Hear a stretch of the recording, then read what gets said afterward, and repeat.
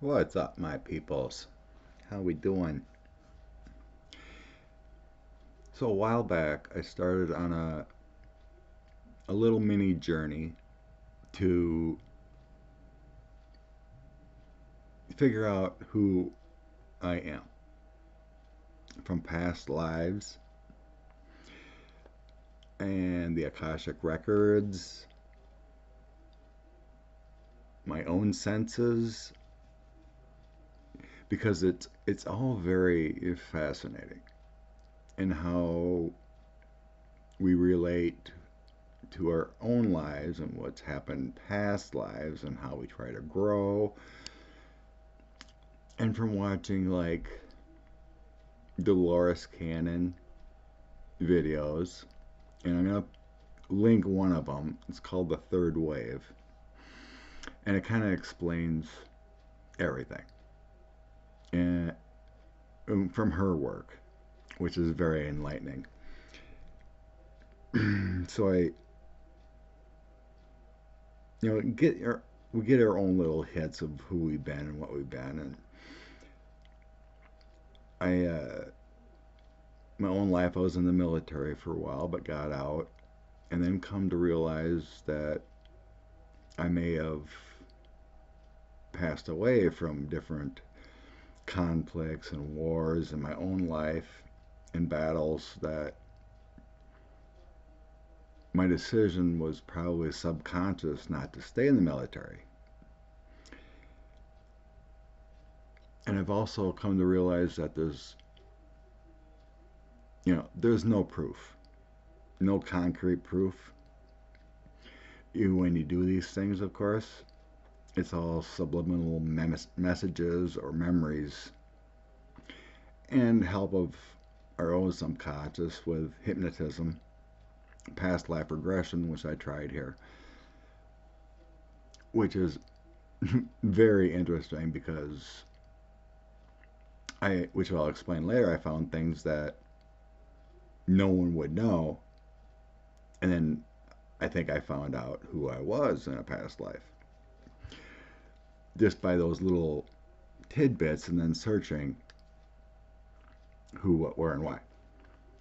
But in my own, it feels like I always had a milestone in any time in my life about age 35. It always seems to be a recurring theme that there was always a challenge, and which I'll get into later about that age. But so my first session, well, I did the Akashic records with Bob and confirmed a lot of different things, that I've been in many wars and battles, or um, fights for better conditions within cities or governments in Poland, and um, Bob's thought I was in Atlantis and Egypt and Mesopotamia and all those wonderful places of old. Civil War, which I found out in my past life regressions. So then I decided for information only, because I went into the past life regressions as information, not to dominate my life or get obsessed about anything, for information only. And like, my biggest thing I realized is that I needed to karmically resolve issues with my father in this life, and we have done that. I was shown in the first session, I was shown that I was a slave, a black American slave who was treated badly. And things changed in this lifetime, but I needed to get over those fears, because that dominance of someone else can really make you feel fear and feel unworthy, and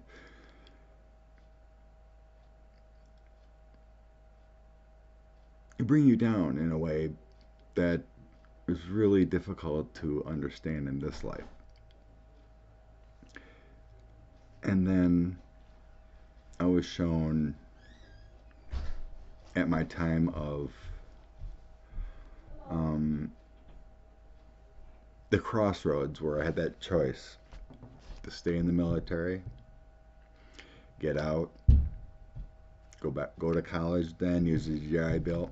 I had three paths I could have taken, and I was shown I could have stayed in the military. I would probably have been a pilot,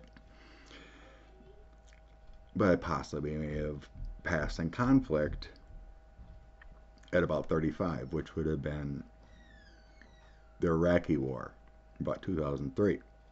So something may have happened then. Or I could have went to college and it showed I would have been a chemist. Who knows what would have happened there, but maybe a disaster or whatever. But but I chose to come back to the family farm, which would ultimately resolve my issues with my father. And the change happened about 35, is when I had my awakening of being like a psychic type person, get the information from the heavens and using our guides. And that was my tower moment in this life. But there's always been a recurring theme about the age 35.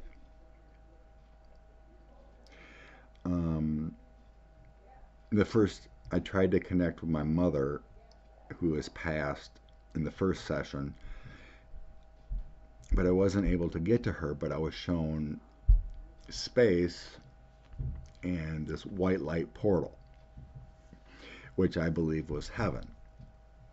But I couldn't get there because I'm not past. But I was being shown this white light portal, and I could see it, and everything was dark, maybe like stars and the universe, but there was this portal, or it seemed like that's where our souls go when we're ready to be accepted into the heavens realm. So we'll get to number 2. And I'm not sure if I'm going to do it again to see if I can go back farther for number 3, hypnosis session. But number 2 was very interesting. And it started out, I was seeing a horse. And this horse was very agitated. And I was sitting on this horse with a uniform, and I was shown I was had 1 star on this, and I was immediately getting it was a civil war. So 1 star is a brigadier general, and there was a building in the background. All the other troops were behind there. I was shown like artillery, cannon type artillery. But I wasn't sure if these troops have passed or if I was leading the charge or something like that. But I was shown this. Okay, I brought up the page, who I think I was. So,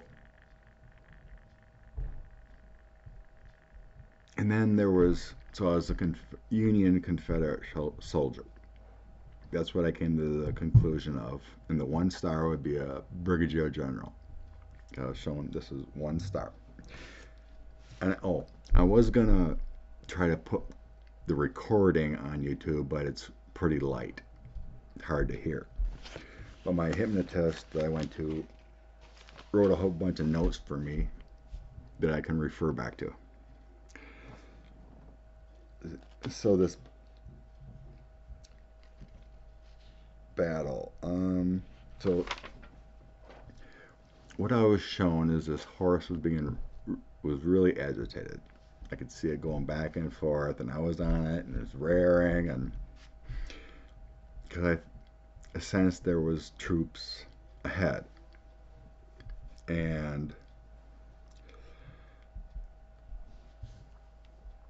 then I remember getting either shot or bayonet. But I'm thinking I was shot because there was bayonet battles too, but it feels like it was all part of it. And I'm looking at notes here to make sure. It was sunny. There were some rain showers. Like I said, there were some buildings in the background, artillery. I was out in the lead of others, and a brigadier general. And there was a lot of nervousness. And she wrote down that there was confidence about this battle, and I was saying there was no fear. And this horse was circling. Everyone's behind me. The horse is more nervous than me. And it was like the sensitivity of the horse was feeling, that something bad's going to happen. And it says, oh, a friend have died. There was no harm to you at that time. I remember falling off the horse and getting shot and dying in this, and having this feeling like war is pointless. These battles are pointless. So many people have died for what?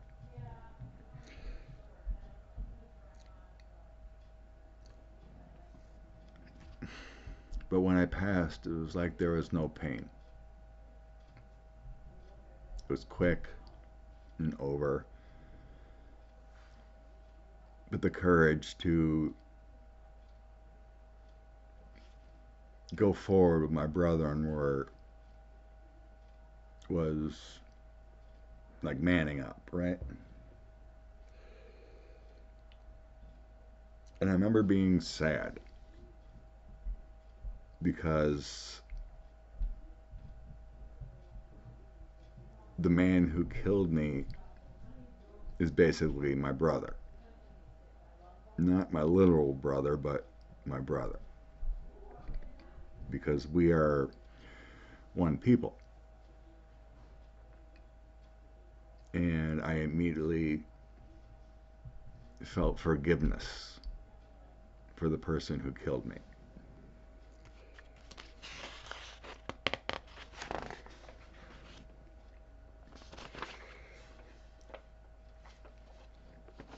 And then I seen some orange light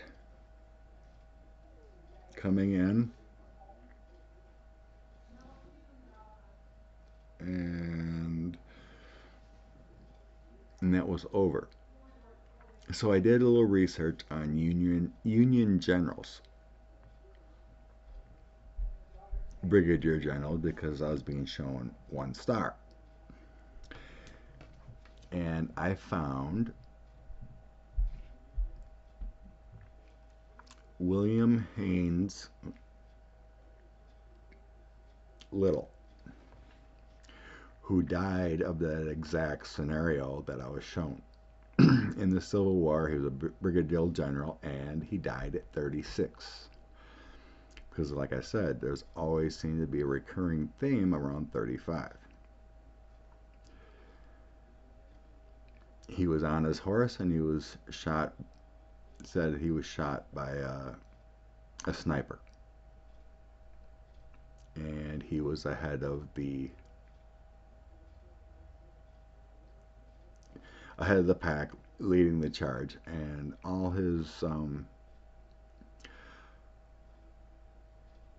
in that battle, most of his troops died. They were overwhelmed by the Confederate, and it was in the Chickamauga, Georgia War or battle. And to come to find out about that battle, there was a what do you call it? Some kind of building.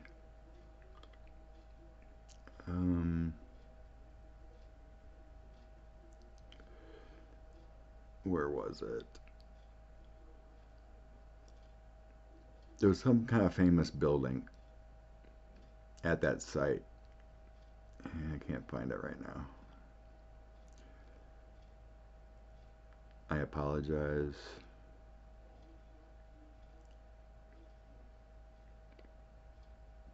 So anyway, Little was mortally wounded in the Battle of Chickamauga in Georgia while leading a counterattack on horseback. His identity was known. Confederates placed a guard around his body and recited poetry in the evening campfires. The hill where he died was known as Little Hill in Chickamauga National Military Park.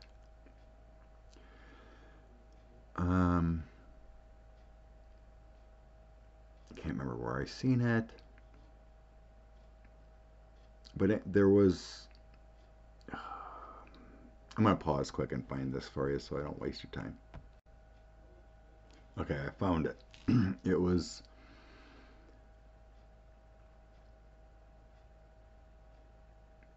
So it all makes sense when you, from the past life regression, because I was seeing this building in the background, and the Confederate advanced from the slight ridge west of Dyer Field near Widow Glen House. While leading his men in defense, Little was killed and his men outflanked and leaderless. They went away. So that makes sense why all the other troops ran away. But that was that building I was seeing. It was that Widow Glen House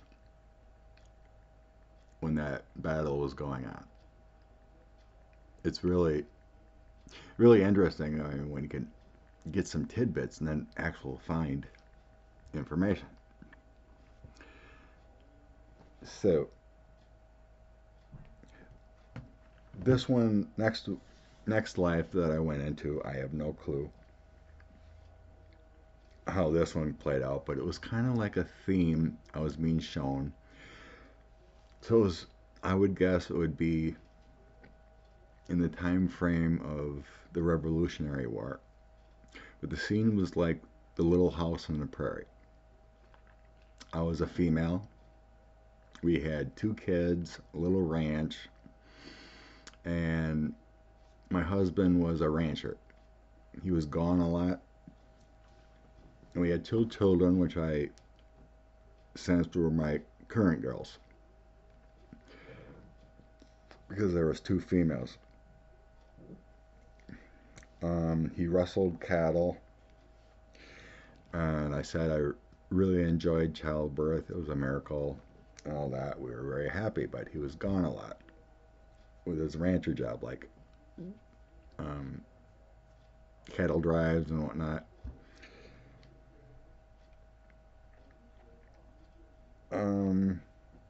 I was seeing, like the little house and prairie scene. So I had like black shoes and those that type of dresses. And there was always worry of, because it was in an area which I think was like middle America kind of thing. Midwest, but south of where I am now. But I was sensing there was conflicts with the Native Americans there. So there was a little bit of worry there because the white man were taking their territory, so there was a little bit of conflicts there. So I wasn't really feeling protected because of what was going on in this area yet. Um, it says here in Russian it felt like Oklahoma type area, but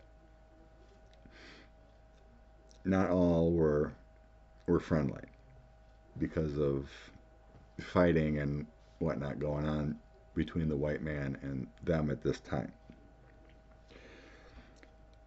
And in this scene, I was shown that I was physically abused by two local men who were drunk. And I told my children to hide, said I was beaten and taken advantage of. It was very sad. And then when my husband came home in a couple days, he got very angry and wanted to get revenge. And in this regression, I was told that my husband at the time went after these two and killed them, and he ended up going to prison. So then I was all alone and ended up losing our farmstead. My two daughters ended up dying of disease, and this was about 35 years old. And then I remember strolling around, in sadness, and then out in like rain or something, and then lightning struck a tree, and the tree almost fell on me, and I tried to get away, and I ended up hitting my head on like a rock or something when I fell. And I was said I had a near-death experience. And in this near-death experience, I was shown that I seen like a person that looked like Moses or God. He had the white beard and everything, that those two had been portrayed as. And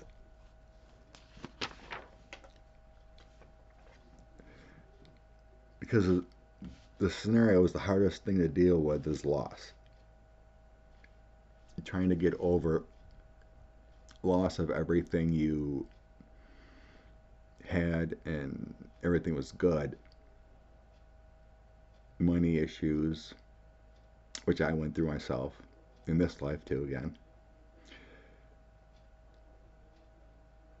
But losing everything. Your security, your family, your well-being, your husband,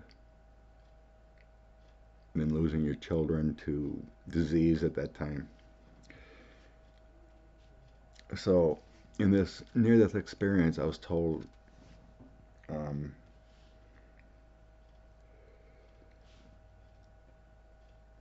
where is it?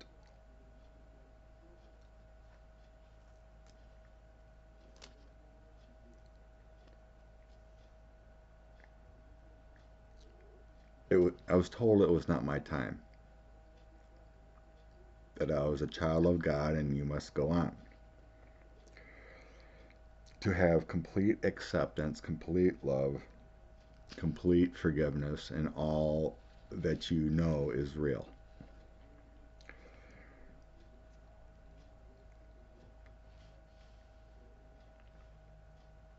And then there was a man who was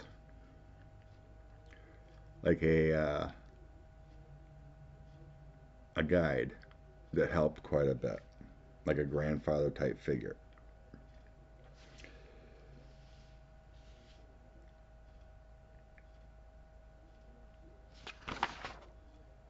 Um,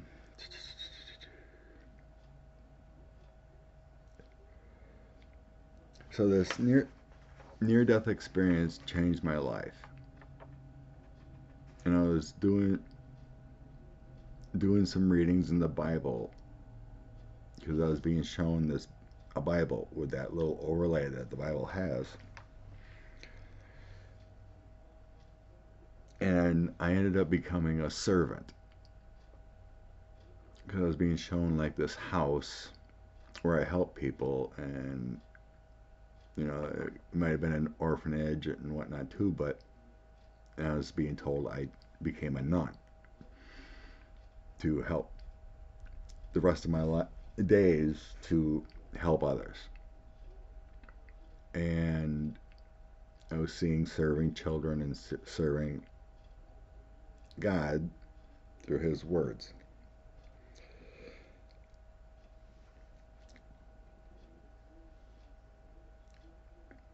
Let's see.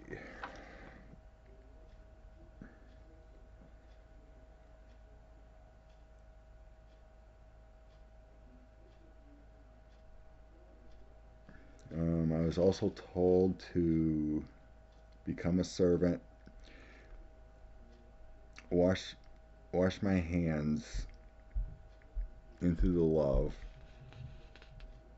and just live my life. And then put my hands together in Jesus' love to serve others. So I was being shown that I was gray-haired older lady, so that whole life had meaning towards the end. So I had a long life after this. And I was rewarded for my pain, and forgiveness was my reward. And then I was told we can't grow without pain.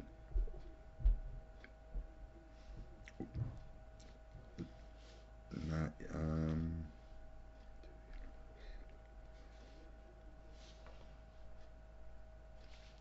so that was that life. So then after that was completed, she took me back into the universe and then tried to open up another door. The next door that opened up was I was flying in space. And I was an extraterrestrial. And I immediately I was on Jupiter. So when I was on Jupiter, I looked around and I only seen like a small city. Only one city or a little bunch of buildings. When I looked around, there was nothing else, just one place. And all these buildings were circular. There was no right angles. And they all had cathedrals. They looked like tin or aluminum type material, but they all had like the cathedral.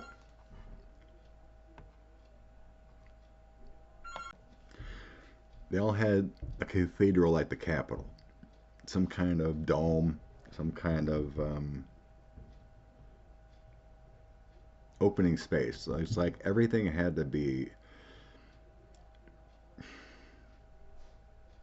to flow within a circular motion, kind of like the Wheel of Fortune card or something. And I referenced the Taj Mahal in the channeling. So the weird buildings, they all had that dome like the Taj Mahal. But in this, on Jupiter, I was saying the gases were different. It's like it was hard to breathe. So it's like almost like life was difficult there outside of the building area. Everything was changed so that life can happen inside this building. So anyway, in this building, there was other people, other extraterrestrials, different kinds, like multicultural, different extraterrestrials, and we were at a conference. I have no clue how long this lasts, but all these different entities from around the galaxies were there for meetings to try to stop multicultural and multi-universal wars. Kind of like a summit conference to stop war. And what I was shown is like a council of 12 up front. And they all look different. I really couldn't tell who's what, what they look like. I was shown like on Star Trek, some had these ears that came out and they were blue.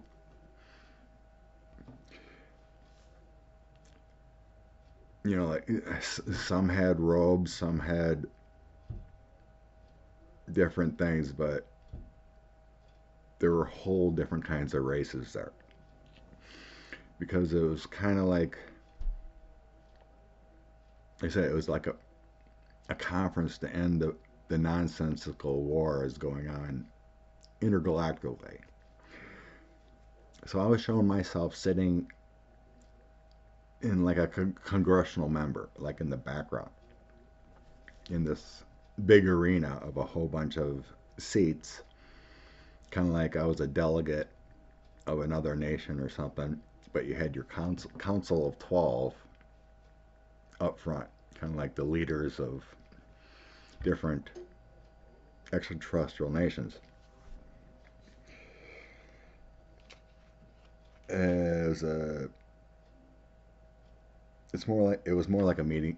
I said it was a meeting of the minds, like a council.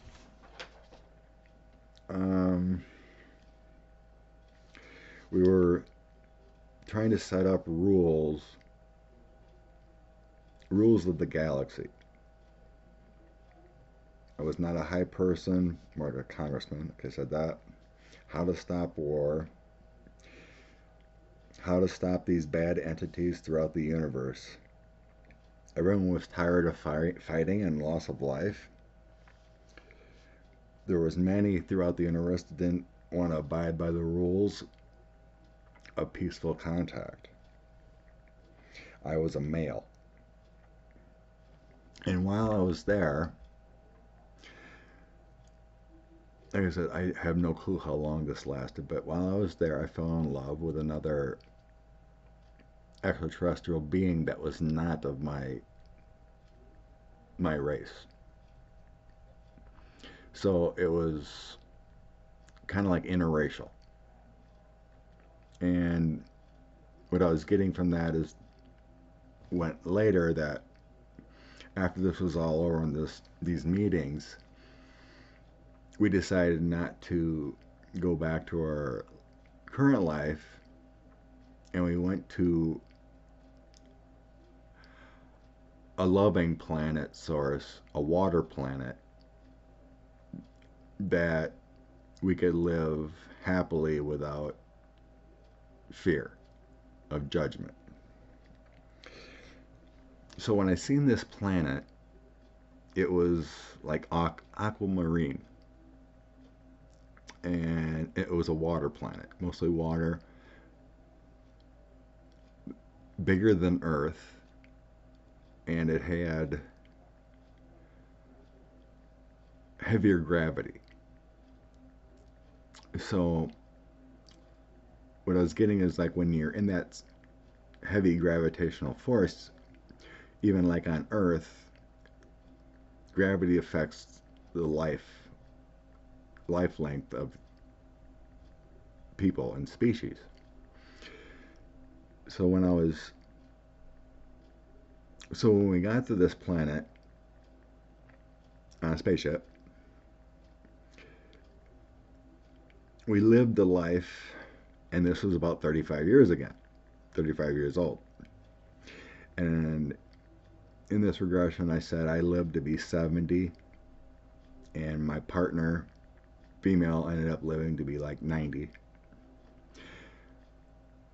But there was no buildings on this planet, um, because everything was underwater, because it was mostly a water planet.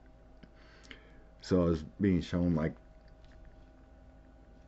going in like kind of like mermaids, swimming in this water, and there was all kinds of different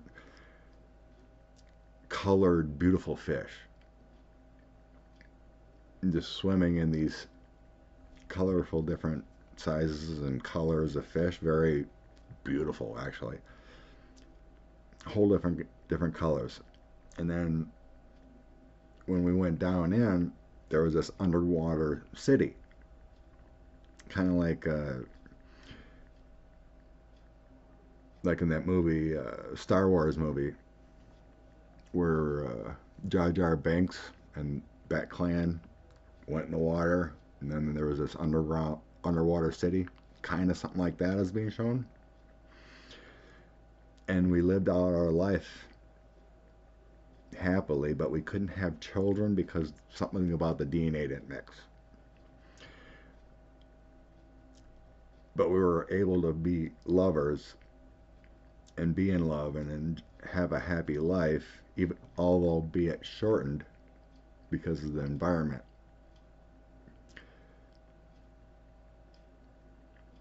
But it comes back to my feelings that of who I've been, how I believe in everyone. You know, we are all God's children, whether you're this color, that color, or other color. Maybe if I didn't have those experiences as a slave or this interracial extraterrestrial love, maybe I would be a different person.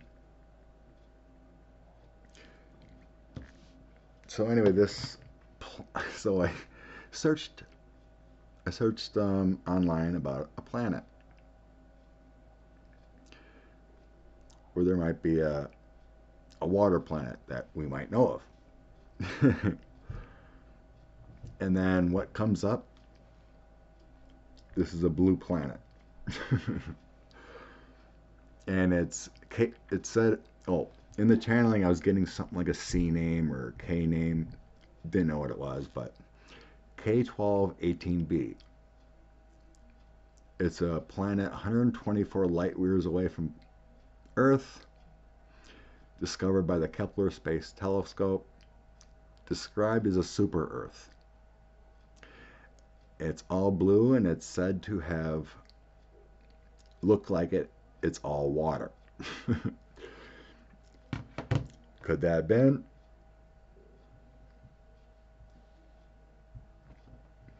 Could that have been that planet?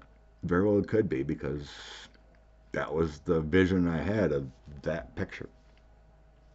Crazy, right? So, oh, I just looking at the notes. It said we vacationed to different planetary systems until we found that planet to live on. To escape all controversies with the interrelational relationships in most planets were illegal yet. It is a blue planet, light blue, aquamarine, peaceful, and water. I said it was worth every minute. I say to her, I love her eyes. She says to you, we swim a lot in ocean waters like mermaids, don't have to come back up. We see all kinds of fishes, beautiful fishes and caverns. We live there. It's an underground water city, peaceful, harmonious, and interracial is allowed. This planet radiates love. Not aware of this planet from Earth. It starts with some kind of C or volcano, something like that. 70 years, something about the atmosphere we couldn't handle very well because of the different mixtures of hydrogen, oxygen, and whatnot. Okay, so we finished that life regression and we went back into the universe, get comfortable again, and open another door. The next door that opened, I was in Egypt. And I was seeing the Sphinx, and I could see I was a female. And I was getting that I was an Egyptian priestess, and that I was a virgin, and that my father, my pharaoh father, made me a priestess to do rituals and stuff for the pharaoh. Okay. It said I was revered by the community. I was very informed. I was able to use sacred magic, and I would get sacred knowledge from the heavens. There was other beings that would come, and I would channel them through the skies. And I wrote in this book the information I was getting from the skies. But this priestess was supposed to be a virgin from the pharaoh, and I was the daughter of this pharaoh. And I was getting that I would do all kinds of rituals in a chamber by the Sphinx.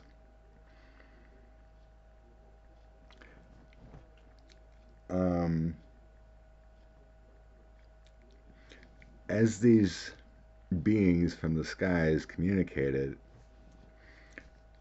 I was getting that I was told how I could move on souls, how to help them pass over. And there was a lot of battles going on at that time too, within Egypt and the Romans and all in that area. There was a lot of war going on during that time frame.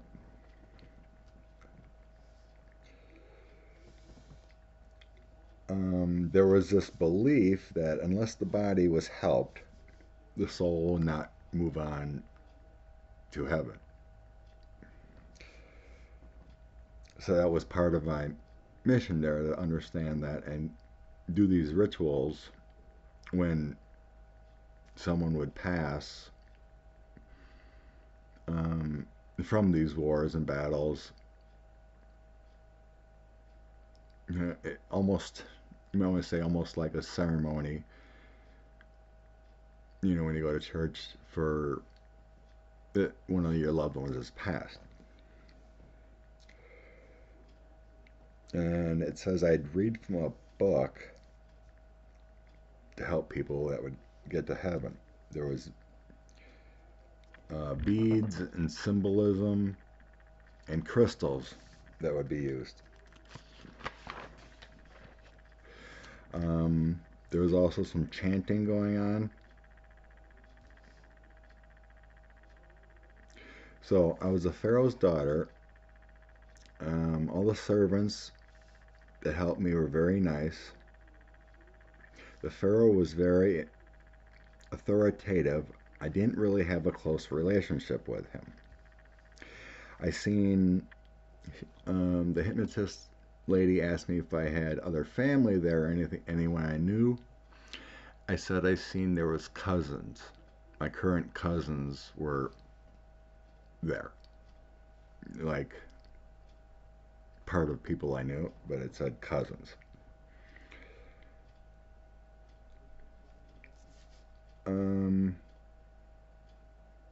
It said something about the spiritual gifts I was allotted You're supposed to know that your angels and guides and passed on loved ones from above are always there for you. And then I was getting something about, because my father was authoritative, I was never to question his authority. I had an opener mind. I was getting these messages from heaven and other entities that my Pharaoh father wasn't. So he slapped me around a little bit because I thought different than he did.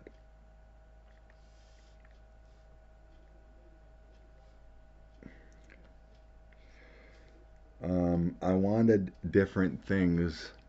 I wanted to make changes to Egypt and the way things were going, because there seemed to be a downfall at that time in the Egyptian people. And my Pharaoh father said, "Don't disrespect my authority." And he had a ring of some sorts when he slapped me that cut me. Um, and then she wrote down again, there was other rituals that I was doing underneath the Sphinx or next to it, and it was something to do about trying to channel the spirits to make my Pharaoh father like an almighty god and more powerful, because he was losing his grips during that time frame.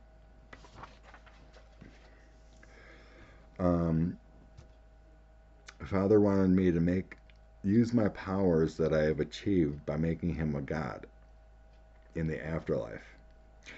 I went along with it, but for the good of me, I connected with spirit more. But in the end, I did not help him become a god. It says that when he passed away and came back, he actually became a peasant boy to learn differently than being a pharaoh. And what I said to him after he passed is that you can't have everything you want. All the young ladies and girls in Egypt looked up to me for my beauty, being a priestess, my knowledge, the clothes and jewelry I wore. I was also involved a little bit in um, the inner workings of the government, but ultimately the decision was to the Pharaoh father. I wasn't allowed to have children or a husband because I was supposed to be a virgin. I had to remain pure, according to my father, in order to do the work I needed to do.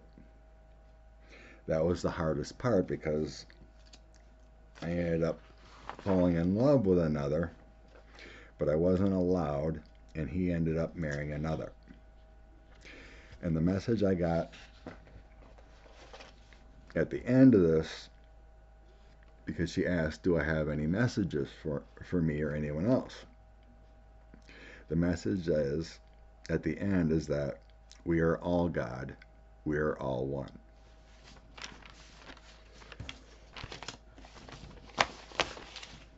So that was the end of my second channeling session. And I'm debating yet to go out back for a third to see if I can go back farther. Maybe to Mesopotamia or Atlantis, or what else I can find where I've been in my past lives. So I Googled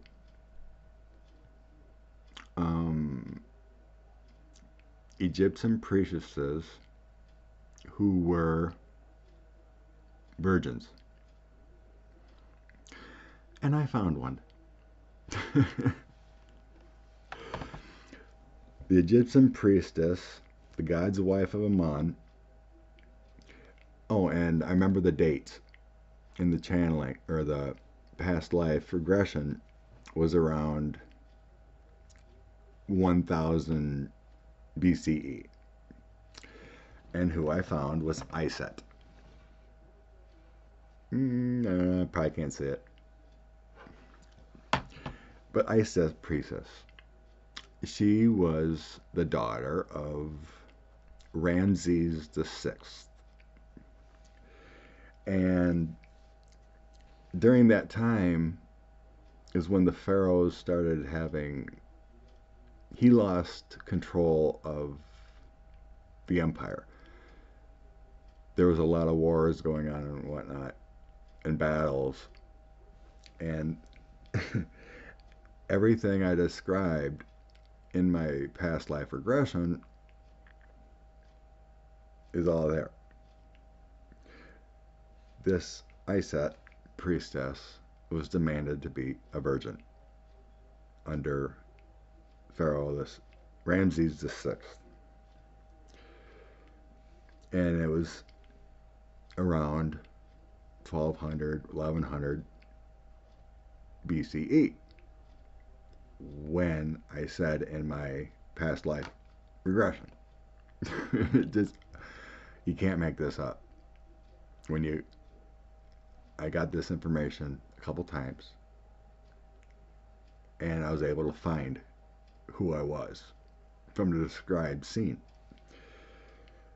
So there's a whole, there's a whole much more you can look up about Ramses, but I'll pause quick and find more. So I just looked up Ramses VI, and during this time when he ruled, Egypt lost control of its last strongholds in Canaan around the time of Ramses' reign. The Egyptian occupation of Nubia continued, and the loss of territories and weakening of the economy and increased prices. So during this time frame, the pharaohs in Egypt were losing their reign in constant battles, which made sense with what I was getting in the past life.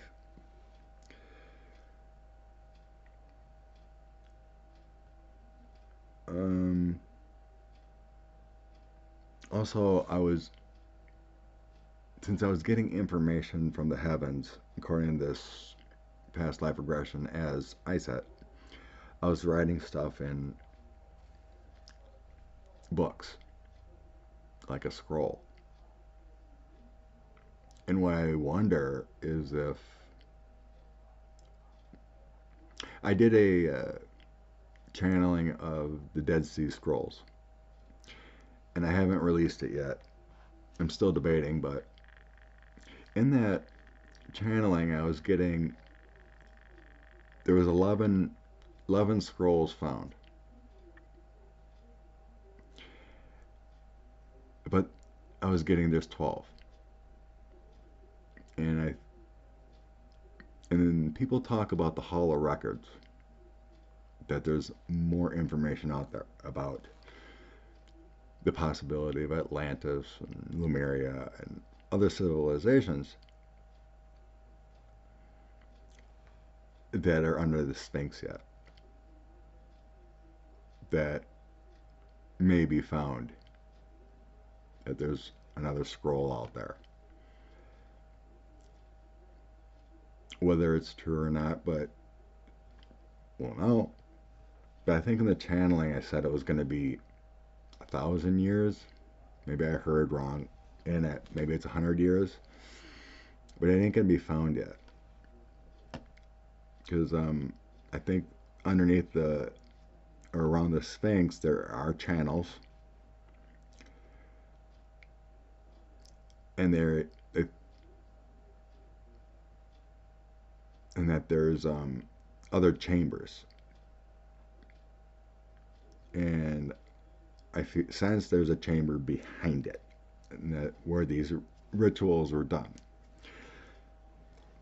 And in these smaller chambers, I do sense there is another scroll or something like that that is like what they call the Hall of Records. This 12th scroll or book that tells a lot more secrets than what's out there yet. And I do sense it exists.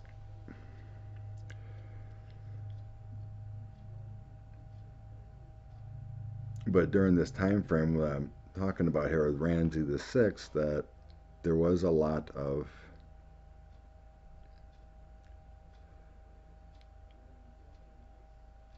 it was part of the fall of the stronghold of the pharaohs in Egypt during this time here. Even though there was more that continued.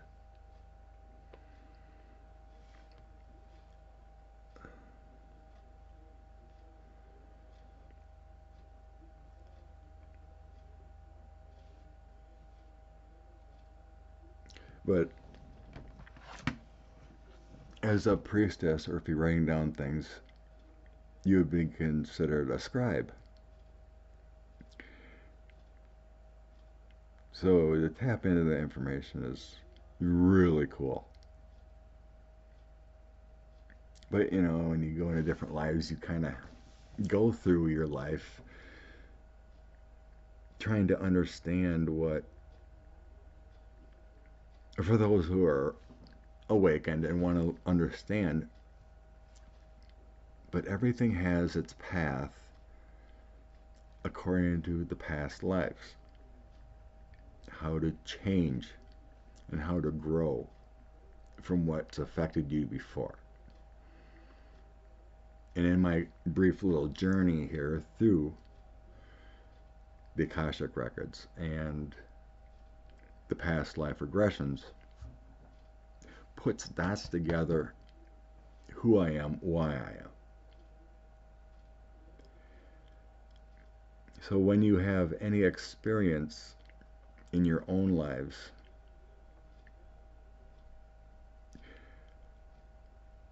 use that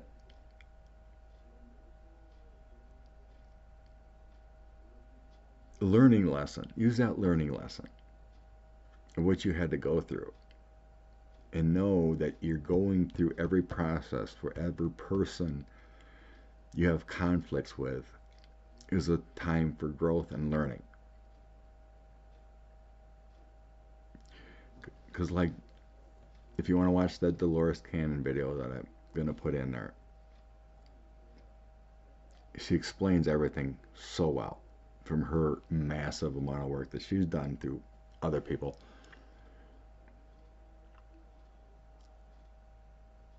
But loving and forgiving those tough situations you went in with your own life. And like it said, you don't grow without pain. Your heart doesn't ache, you're not growing. No matter what experience you've went through as a child, whether it be some kind of abuse, or just someone who's been really mean to you, that degraded you, there's always a reason to overcome that experience and let it go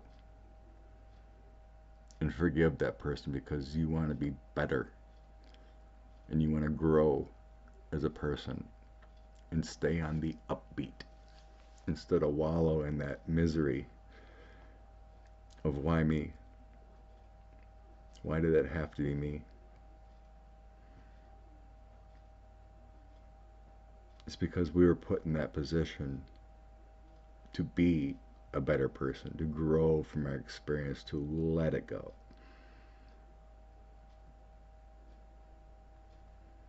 Not every person is put in a position to have a glorious life.